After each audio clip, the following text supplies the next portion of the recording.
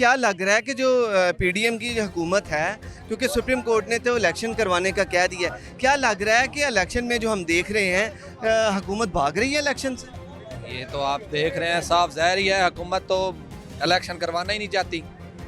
इमरान खान जिस तरह से आगे आ रहा है, ये इलेक्शन करवा ही नहीं सकते, क्योंकि क्यों, क्या वजह है? खान से ये डर गए हैं। हाँ जी, इमरान खान जिस खजाने में पैसा ही नहीं है। आज मैंने एक न्यूज़ पढ़ी है, एक मिनट, आज मैंने एक न्यूज़ पढ़ी है कि हमारे जो ये हैं वज़ीर आला साहब, जो इन्होंने अभी नकवी साहब को बिठाया है, वो और उनके जो एहलिया हैं उनके साथ 6 मेहमान जा रहे हैं जनाब अली मरी टूर पे जा रहे हैं। उनके लिए पैसा है, इलेक्शन के लिए पैसा नहीं है। उनकी अयाशियों के लिए पैसा है, उनके इलेक्शन के लिए पैसा नहीं है। यहाँ ये हो रहा है कि माड़े दी मार गई माँ ते कोई नहीं लेंदा ना, तगड़े दा मार गया कुत्ता ते सारा पिंड नहीं सुता। ठीक है, तगड़े दा जोर है, माड़े दा कोई जोर नहीं। माड़ा मार रहे, माड़े नूं ना ला दिता जी वो आटे दी लाइन च कितने बंदे मार चुके ने।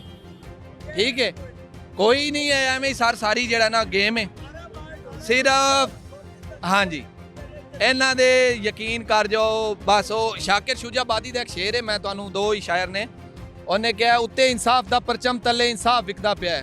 पंजाबी सर समझदे हो थोड़ा जिहा? उत्ते इंसाफ दा परचम तले इंसाफ विकदा पिया, यो जियां अदालतां नूं बमाए अमला उड़ा छोड़ो। पढ़ो रहमान दा कलमा, बड़ो शैतान दे चेले, मुनाफिक तू ते बेहतर है कि काफिर ना रखा छोड़ो। इसहाक डार साहब बाहरों आए ने, वो वजारत संभाल बैठे ने।